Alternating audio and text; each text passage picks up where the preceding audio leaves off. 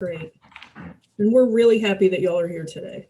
Well, we're really happy to Yeah, be here. yeah. Thank you, Michelle. Thank you.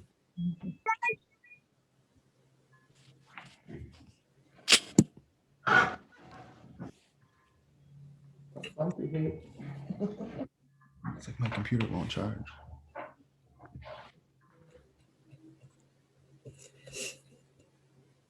Okay, so I would like to welcome everyone here today. I apologize for my camera being off. I'm not sure what's wrong with it, and we didn't have time to fix it. And since I'm not going to be the one talking much, I figured y'all wouldn't mind looking at my picture for a moment.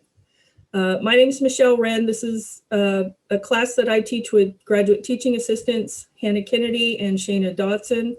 It's actually 2 sections of Citizen Leader English 112. And we did our first group project in the classes on the work that Calfee School, now Calfee Community and Cultural Center, are doing, and on Christiansburg Institute Incorporated. And so we've invited them here to talk to students and to the rest of faculty, staff, community, anybody who wanted to come about their work. So Debbie Sherman Lee and Chris Sanchez are here, and I'm going to turn it over to them, ask them to introduce themselves, and then they'll take over. And then we'll have a Q&A at the end. So thank you all for being here. Hey, welcome and thank you. We're happy to be here. It's been a year, and this is the most fun we have, sharing the story of CI and its impact in the community today. I'm Chris Sanchez, and I'm the executive director, and I have Debbie Sherman Lee with me. I'm Debbie Sherman Lee. I am the chair of Christiansburg Institute, Inc., and I'm also an alumni. I was able to go to Christiansburg Institute for 1 year, my 8th grade year. And so, if you don't know about the story, we will paint a picture. But if you do know, the perspective of a student who went to the school is very powerful. How that intersects with work today, because there are people today who are meaningfully involved in our nonprofit work. We have 2 organizations, and we'll make sure that's clear too, because there sometimes can be some confusion about that. Now I'm just trying to get my laptop to charge here. Excuse me one moment. Can you see my screen here? I'm sharing it with you all. Are you able to see the presentation? No. Okay. Let me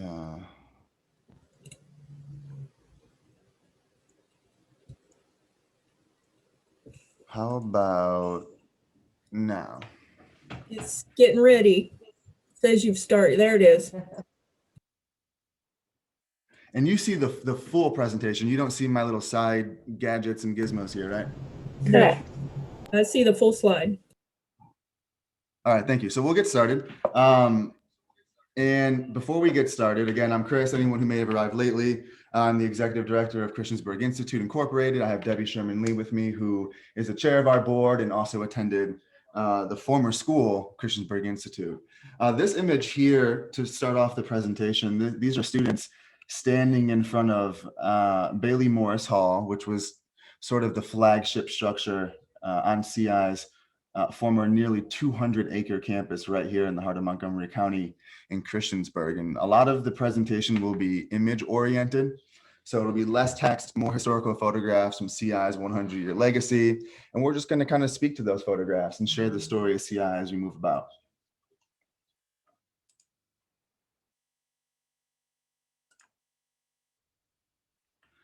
So, Debbie and I have been presenting together for several years, and we continue to learn more about CI.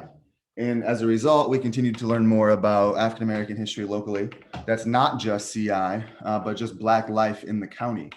And we know that slavery existed in the county. And we know that some of the first students at CI were themselves formerly enslaved. Having the Civil War ended in 1865 and the Reconstruction era is now here. This is the context in which CI was conceived as a direct response to emancipation and the establishment of the Freedmen's Bureau that followed. And so we start here because the story starts here. We want to make sure in terms of how we think about time, that this was the origins of CI. It literally was a birth story out of emancipation right here in Southwest Virginia.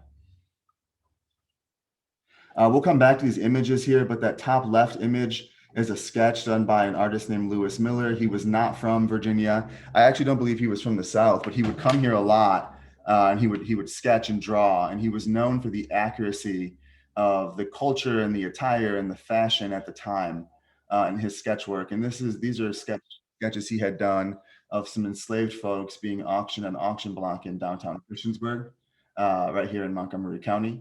And then this center image here, this is the mansion house. I won't get into too much detail right now, but please just pin that in your memory, these two bottom images here. But let's go right after Civil War ends. The whole country is devastated politically, economically. The land is just totally destroyed as a result of that very bloody war. And so here we are in Montgomery County, and we know that there were enslaved people here who desired and yearned to learn and receive education. And that began with Captain Charles Schaefer. He was an agent in the Freedmen's Bureau, and he traveled down here from Pennsylvania on charge by the Department of War to oversee operations in the Freedmen's Bureau in this part of Southwest Virginia. Now, we know he was met with a lot of skepticism and resistance from local white folks, and as a result, he wasn't able to buy the materials needed to build a school. So he actually sought out the aid of a woman named Nancy Campbell, who herself was actually freed before emancipation. She built this home here you're now seeing on the screen. It was a one-room log cabin that she built here in Christiansburg on what locals refer to as Zion Hill. Some locals in the African-American community refer to as Zion Hill. This is where she was living, and she allowed Captain Schaefer and that first class of students to be housed inside of her home.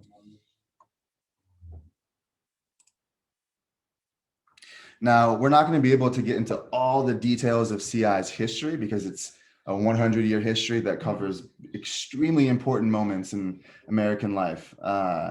So like I said, we'll really focus on the images here and let that drive the presentation. Now, this is an image of men and women standing in front of two buildings. Now, you can only see one of them right here. The one you can see right here is the Old Hill School. And then I'm going to go to the next slide.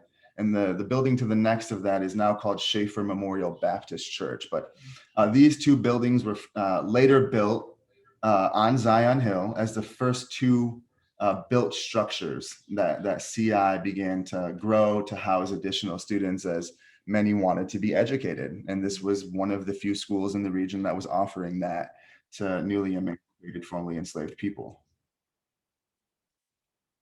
It's really important to note that both of these buildings are still standing, very strong. The church is very active. They steward and manage and care for the Old Hill School, which is now the Hill School Community Center. And they have a very awesome preservation project happening there on a grassroots level with windows have been restored, roof was restored, and now windows are next. And this represents sort of the first chapter in CI's life. This is right after emancipation. We're talking like 1860s into 1870s into the 1880s.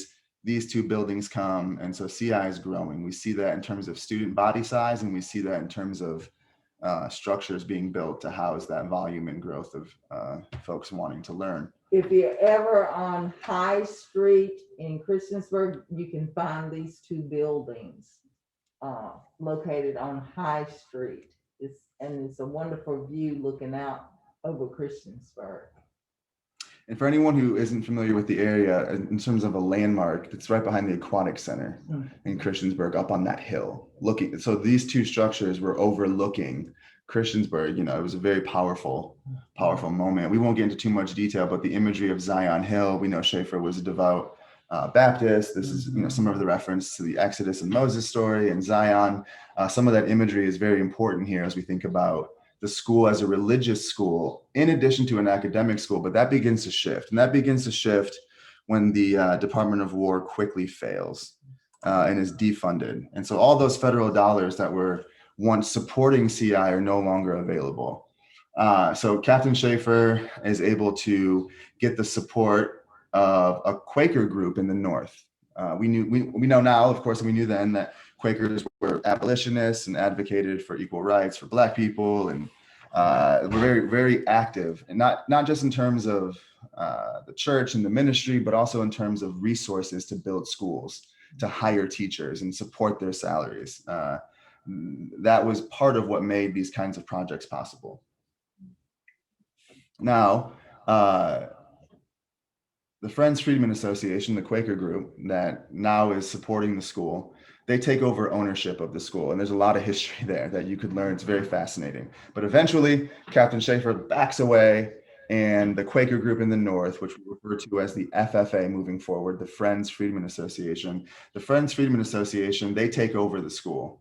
And they appoint Booker T. Washington in 1895 as supervisor to CI. Now, we all know Booker T was one of the many, but maybe the most prominent voices in American life in the Black community at that point. Very busy in his work at Tuskegee and building schools for Black folks across the South. So Booker T became supervisor. He was not able to be directly at the school. So what he did was he quickly appoints his top graduate in 1895 at Tuskegee Institute, and that's Mr. Charles Marshall. That's the gentleman right here on the right in the bow tie. This brother graduated in 1895 from Tuskegee Institute, and then he was appointed by Booker T as protege to come to Christiansburg and oversee the expansion of CI. When I say that, those two buildings we've shown you, the Hill School Community Center and the church adjacent to it, that remained as a school, but the campus grew to a second site. And this second site is where we start to see Charles Marshall and Booker T and the industrial arts education be introduced to CI's curriculum. And then we see Edgar Long come along, who was really best friends with Charles Marshall. They graduated in the same class at Tuskegee. He's here on the left, and we'll talk a lot more about not just Edgar Long, but his wife Anna Long and their devotion to CI. Now, we showed you this image in the beginning. I said to pin two images in your memory as we moved forward. Well, this was one of those images. This was Latimer's Mill. You can see the description at the top of the image. Latimer's old mill, Christiansburg, Virginia. And we know that there were enslaved people who were on this plantation. And this was a mill you can see right here, closest to the viewer in the image. In the back, you see a home. That's the mansion house. That's where the slave owning family and then the landowner lived, right in that home, right? So let's fast forward to this next image. And this is that same building, but now zoomed in, a different image, of course. And these are Black folks sitting right here. And so we know that when CI, grew, and we now have Booker T in the picture, we now have Charles Marshall in the picture, Edgar Long, Anna Lee Patterson, who marries Edgar later. This building and all this land becomes the first site that they purchase. Now, this is right behind Dairy Queen today in Christiansburg, but this is where Booker T and his vision began to grow the school at CI. So they acquired tracts of land. I'm not entirely sure on the exact, but over time, it grew into a nearly 200-acre campus, but it started right here. And this mansion house was adaptively reused as an academic building. And we know that there were rows of slave cabins behind the building, and that's where boys were housed as dormitories who were students at CI. It's a remarkable history. So as we shared, CI grows, and this is just some of that growth, and really some of it, because as we look here, we see all the farm campus here in the back. This is all CI property. And then we see the barn over here, horse stables over here. We can see the mansion house, which we just pointed out to you. Here's the remnants of that older Latimer's Mill right here. This is the flagship 3-4-story structure building, Bailey Morris Hall. This is Morris Hall right here, fascinating story and why that was built. But we don't even see the Edgar Long building yet, which was built in 1927. We don't see the Scattergood Gymnasium, which was built in 1951. So the campus really did grow extensively over a sustained period of time. In looking at the railroad tracks down below, That's very important. Some of the students not only came from the New River Valley, but they also came from all across Virginia and several other states. And so they would ride the train into Christiansburg. They would walk up the hill to get to their dorm. The boys looking at it this way. The boys' dorm, Morris Hall, was on the left, and they would go into the building, the Edgar A. Long building, once it was built on that side. And then the Bailey Morris Hall was the girls' dormitory, and the girls had to go in from the right side. And we'll show you pictures so you have you can actually see what that looks like. Oh, one moment. Make sure my computer doesn't die mid-presentation. That wouldn't be good. Give me 1 second.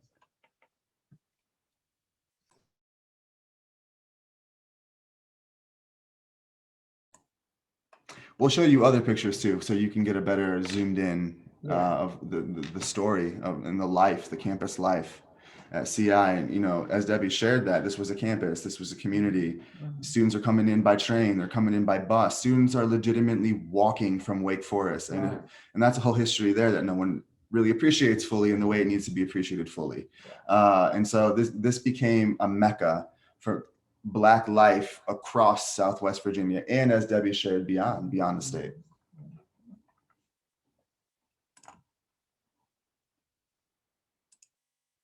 And so these are just some more images of the campus, and one of my favorite pictures here of Mr. Edgar Long in the shop doing some work. He was printing instructor, he was treasurer at one point, he was secretary at one point, and then before he died in 1924, he was principal after his best friend Charles Marshall died in 1906, I believe.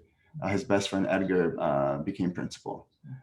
This building here, I know it's blurry. We'll have some better pictures, and they're available online too. We have some resources that we can share. But this is Scattergood Gymnasium. This is a very beautiful zoomed in photo here of the Edgar Long building, which we're working really hard to restore today. This is owned by the Christiansburg Institute Alumni Association, and we work together to preserve and celebrate and honor this building, but of course the land entirely. Now there's Bailey Morris Hall again on the left right here, just a massive building. It could house up to 5,000 libraries. It was a girls' dormitory. There was a principal's office, an infirmary. It was a just remarkable structure. You can see the barn here on the right-hand side. This next image is, just extraordinarily important and powerful, and the story behind it. Go ahead, please. You would think that this is just another building that the students had classes in, but this is actually the hospital that they actually built on campus because Charles Marshall couldn't get to Roanoke in order to be helped. He had appendix. And I'll let Chris tell the rest of that. But at that point in time, it was called the Christiansburg Colored Hospital. And as Debbie shared, Charles Marshall, he ended up dying of appendicitis, acute appendicitis. We know that's preventable, but because of segregation and Jim Crow, he wasn't able to be treated and receive care locally. And the train, as Debbie had mentioned, that would have taken him to Roanoke, to where there was a Black doctor who could have treated him, had left for the day. Overnight, that appendicitis grew and became acute, and then he died. And so as a result, and you gotta understand, these are college best friends. They graduated from Tuskegee, came here to Montgomery County together. And when they arrived, they were surprised at how few Black people were here. Booker T was like, I'm not even sure this is where we need to build the school. There's so few. But look what grew, and look how many came. And so this building here was a response driven at the leadership of Edgar Long, but certainly the students. This was an interracial effort here. The staff here was an interracial staff. This was funded by Northern money coming from the Quakers. It was being funded by grassroots fundraising by Edgar Long. He had a very extensive and successful fundraising record, and they built the hospital. I mean, they didn't just build like a hospital. This was a state-of-the-art hospital with physicians and doctors and equipment that you would expect in any other hospital. This is a really important structure, and this would have been, again, right there, right by Dairy Queen, right here in Christiansburg.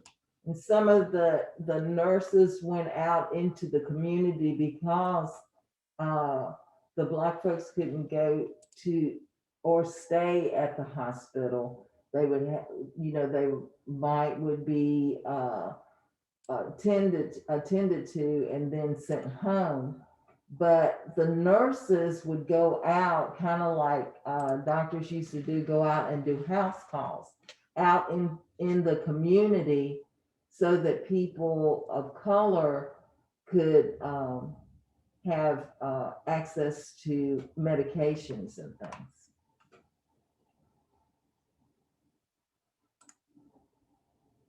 So you just saw the image of the campus and some buildings.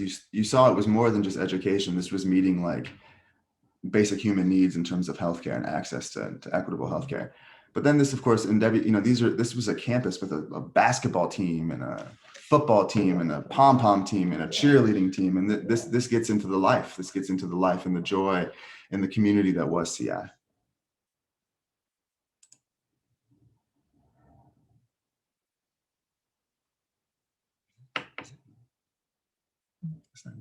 Okay.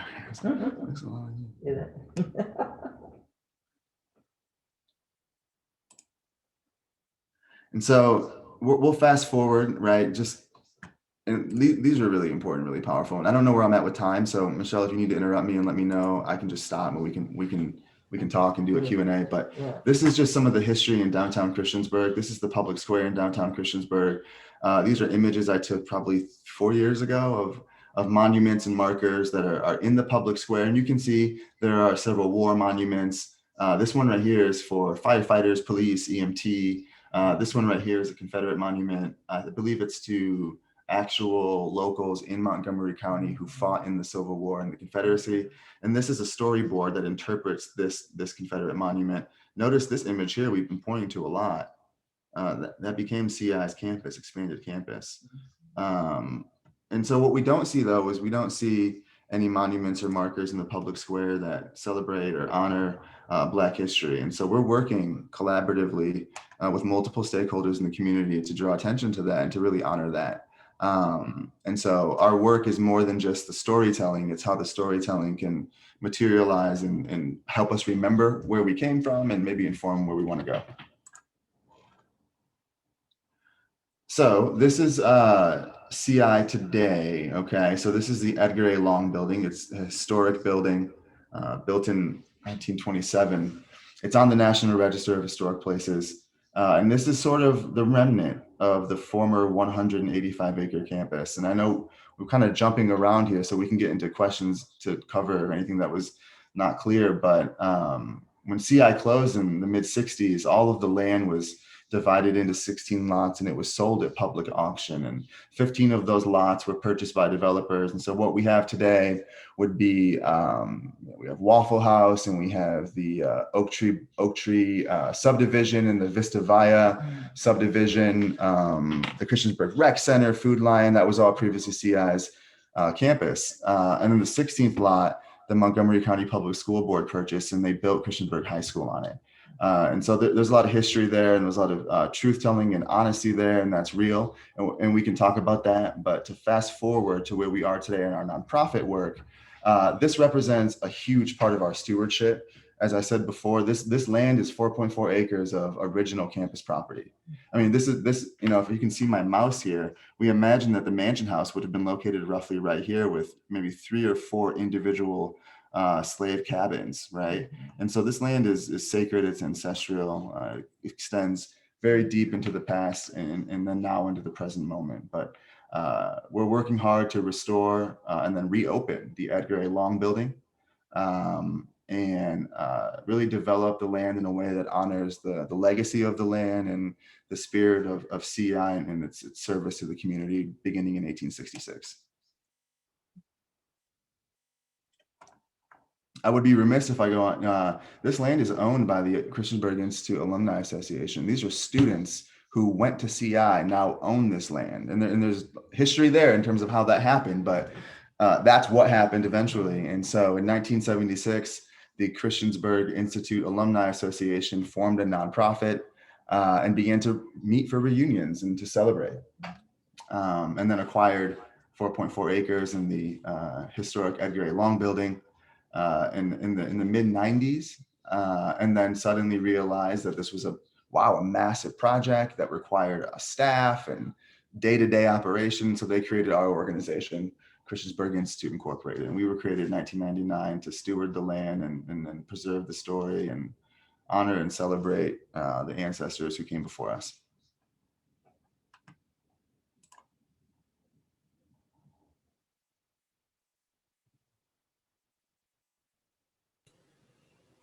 You want to go to Q&A now? Yeah, we can do that. Let's do it. I found out, y'all, my camera not working was a result of an April Fool's prank by my son. I found a piece of black tape over my camera. Aha, got you. Yeah. Got you. So yeah, any questions from, we have a pretty big audience.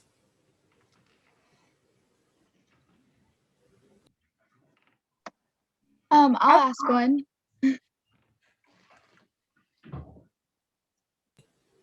Was that Haley or Anaya? Haley. Well, I mean, I asked one too, but I don't know if she did. Okay, go ahead, Haley. I think Okay. Anaya got one too. So you said the hospital, that building, is that the one that is still standing? No, it's not that. No. I think I know which one the Haga Law Office. Is that what you're referring to? Oh, yes. Yeah, no, that's not it. Oh, okay. But that It was may close be, to- yeah, that may be a structure that was on the campus. Like, and that's what's so important is like we're actually unearthing a lot of the history present real time. So Yeah. that's yet to be understood. But that building itself, while it was not the hospital, might have been a structure that was on the campus. Right. Okay.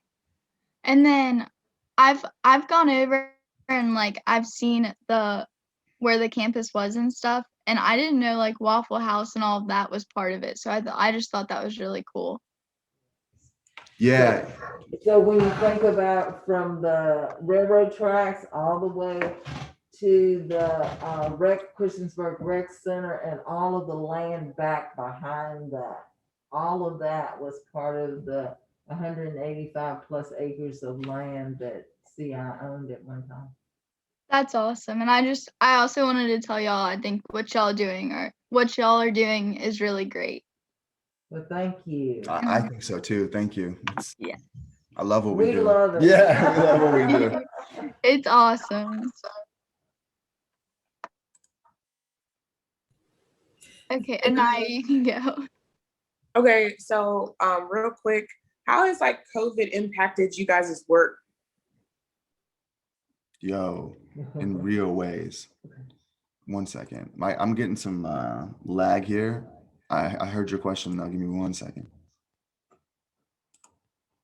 So basically when COVID hit, there was several months where we were not able to pay at full-time previous existing full-time staff. Right. I mean, our operations ceased. Everything we did as a nonprofit, we did typically in person. So we do tours inside the Long building. We like go in the building and do like these really cool immersive tours. We have another museum on site that's a replica of the original smokehouse that was on CI's campus, but it's been rebuilt as a museum. And so we would bring students and community members in there and do interpretation and educational programming. We'd partner with the school system, and we had 740 fourth graders on site the year before COVID, and we had anticipated it to do it again. We were planning to do it again, and then COVID hit. So it impacted just the kind of way we thought about our work. And so that was like digital.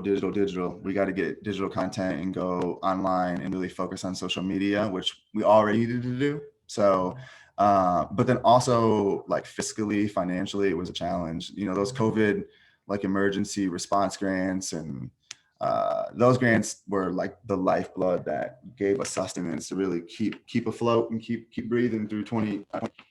Yeah, because we were in 2019, Chris and I were meeting different organizations during the week and giving presentations, and that all came to a stop at that point in 2020. Thank you. Have any of those things started to change with things opening up? Or did you find anything that was really working a lot with COVID, going to electronic things? Yeah, so we were able to do some like curated online digital exhibits, which were really cool. But like 4.4 acres of open green space during a pandemic seemed to be an asset in some ways. So we organized and talked with Dr. Bissell, director of New River Healthcare, and talked with local law enforcement and just made sure our bases were covered. And we actually hosted a gathering that we called Healing and Justice. This was right after George Floyd was murdered on live television and was recorded, and Ahmaud Arbery and Breonna Taylor. I mean, we're an African-American nonprofit. We're in this work to preserve Black history, Black life, Black culture. And so when these things were happening in American life, I mean, our identities are intersected with that. And so Debbie and I were like, what can we do? What's our responsibility to CI's legacy as like a institution that was able to organize cooperatively between races, geographically between the North and the South? Like we were like, oh my goodness, we have 4.4 acres of ancestral land. If this can be safe and we can do this, let's do it. And so we did it, and it was safe. And we had 300, 400 people there on site. And then we had Juneteenth right there on site as well. And that was COVID. We had a safety team, a safety plan. We had food trucks that were there. We had music. People were socially distanced, but we got creative. Now, though, of course, as COVID is continuing to be better understood, we've had to adapt, slow down. I think right now we're in a season of just really wanting to be patient and make responsible, informed decision with data. So we haven't done any in-person events on site in some time, and our team is talking about how we can do that responsibly and safely. Thank you. You're welcome. You're welcome. I also had a question. So, what made you want to join this as like this project, and has it changed your life in any way? Whoa. Yeah. 2017, I had no idea what CI was. I have a mutual friend who was an organizer locally, and I was not working at that point. I was in a season of depression. I struggle with mental health and self-care, and I'm not from the area, right? I moved from the North. I grew up outside Detroit, moved down here, I don't know, like 8 or 9 years ago to start a church, to plant this church ministry. And now we're in 2017, the church relocated back to Ohio. I'm staying here. My wife and I, we love it. We love it here. This is becoming home. No idea what CI was. My friend Andre, organizer, is like, yo, this is what CI is. They're wanting to hire an organizer. And I was like, okay, cool. So my wife and I, who's a woman of color, like we drove out on Scattergood behind Dairy Queen and saw the Long Building, saw the Smokehouse Museum. I was not hired at this point, not even interviewed at this point. Just saw the Smokehouse Museum from the outside. There's a really cool monument right there in front of the smokehouse with all the names of the principals, and then Booker T. Washington and the tiger, which is the mascot of CI. And Chelsea and I were like, yo, what? And then I was interviewed at that point by a man named Bob Leonard, who was the chair of the board, Miss Gladys Sokolow, who was the former executive director, herself an alumni from CI, who graduated in 1953. And after talking with an elder like Gladys, who went to the school, and then meeting more of the alumni community and learning more about the story and the history, I mean, I didn't even know what Juneteenth was until I got involved with CI. And it's kind of wild, right? Because a lot of people now are like, oh, what's Juneteenth? And I didn't even know what it was as a Black man until so my identity is being discovered in new ways. And then we're unearthing the history real time, and the impact that has on all of us, I think, spiritually, and our responsibility to that stewardship and that mission is pretty overwhelming and absolutely life-changing. And I think for me, because I was able to go to Christiansburg Institute for 1 year, seeing all of the work that the alumni have done over the years trying to get the Edgar A. Long building restored and back into the hands of the community where the community can have events there. Uh, I just feel that I need to help get it done, you know, being a, I always tell the other alumni that I'm from the youngest class, so I'm always saying I'm the young one of the group. So I look up to them and want to see this building completed and see the joy on their faces. I mean, an example of that is uh, Chris was talking about Miss Gladys Sokolow. I drove her out to the building once we had the roof completed, and her first words were, "Now the building is back the way, now the roof is back the way it was when I went to school here." So the memories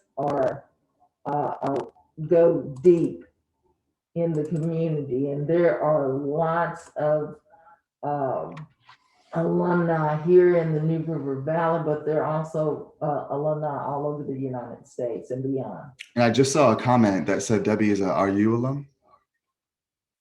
Yes, I am. Right. So when we talk about the community and the roots of CI, Radford is a very deep root.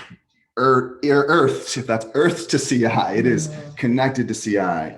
There are a lot of alum who are from Radford, and they came to school in Christiansburg to go to Christiansburg Institute. So when we talk about learning about things today, we're learning more about how deep those roots spread into city of Radford, Floyd, into Roanoke. I mean, like it's unreal. It's unreal. Thank you all so much for sharing. I also had a question. So I did my project on CI like earlier in the semester, and I know that you guys did like the outreach with, I believe it was called Hometown Heroes. But and then you discussed like how you did the marches after like George Floyd. But what are like more outreach things that like projects you have done? Obviously like COVID and stuff, but like before, I guess. Sure, yeah. Oh, let me think. 2017. So when I came on, this is important. When I came onto the group, I was a quarter-time staff person. There was no staff. We had a board that was really struggling, and thanks to a lot of leadership at that point, the group continued to show up and meet and grow. And so we've grown very quickly. Now, signature programming has historically looked like Cooking Around the World. And that's a program that's between CI Inc., right? So like myself, Debbie as director chair, and we partner with CIAA, and we do like a cultural food tasting event. And this goes way back into CI's history. The Mills family, which were alum who went to CI, started this program a long time ago. And people gather and basically fellowship and have community over a shared meal that's, represents a diversity of different cultures. There's been a rainbow luncheon in the past that really brings a fundraising event that brings descendants and alumni and friends of CI together to continue to help resource and raise the funds required to keep the work going. And then we started to really introduce new kinds of programming. So one example was we had a community block party, which was super dope. We partnered with Virginia Organizing, and as a big thank you to the community after a successful about 1.5 years of fundraising to get phase 1 done of the Edgar Long building. We had a huge block party. We had like a tiger blow up house. There was a stage with like hip hop artists, jazz, blues, R&B, and then we had a big cookout, and nothing, it was all free. We just kind of gave that out to the community to say thank you. And then the Healing Injustice, right? That was a new kind of programming that we hadn't done historically. And so that's another direction we're going with our programming that's contextually relevant, speaks to issues, and then also while doing that honors the institutional legacy of CI. And there's a lot. I mean, like with COVID, again, we want to be safe, and we're going to be safe. So the digital stuff is really important right now. But we'll be opening up a new museum in a physical location shortly, and that will be a host of opportunities to plug in and learn more about what we do in the community. So when you think about when we have events on the campus, when we were having those, Chris talked about the music, and the music is a big part of CI. And what made it so nice was that a lot of the people that were parts of the band that Chris was talking about were alumni of CI. And then we ended up at the end of the event, all of the alumni getting in front of the band and singing the school song, which was very meaningful.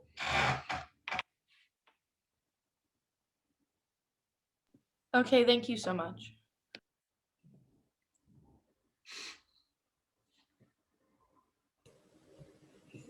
Do you have any other questions? I know we have a lot of guests who are not in my class. Maybe some of y'all have questions. We're so glad you're here, by the way.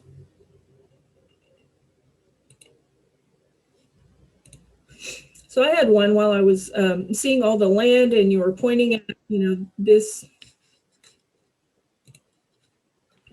this might be the space where this was located. Do y'all have any plans for archaeological digs at some point in the future? Yeah, absolutely. In fact, there have been several that have been conducted in the past. In fact, Radford was involved in one. I can't speak to the exact dates, but CI, when it was operating as a school, had its own cemetery, and Edgar Long is buried there, Charles Marshall is buried there. And when all that land was developed, there's now a subdivision around the cemetery. And so there's no public access. It's literally in a homeowner's backyard. But Radford, maybe 10, 15 years, 20 years ago, maybe, had students come out and they did like a whole archaeological, they identified, tombs that were there, how many bodies were there. I mean, they looked at the land. And so that's been done in the past. And that's certainly going to be really important as we continue to think about how we want to develop that 4.4 acres of land and make sure we honor, the history that is maybe still buried. Yeah, definitely.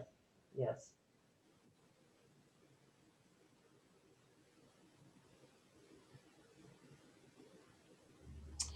I have a question. I'm on the faculty at Radford University. What are some ways that faculty could connect with you and contribute more to what you're doing? I think the first step would be to meet with us. We'd be happy to sit down or Zoom or meet on site at CI in the open air, and we can make that safe. But we really, as a community-driven grassroots organization, we really want to build relationships. And so I know when we both, Debbie and I, the whole organization, there's lots of opportunities as CI continues to grow and the story gets larger and there's more visibility. I think we want to start with relationships. And so we would just ask folks to reach out and we can talk. Yeah. Thank you. You're welcome.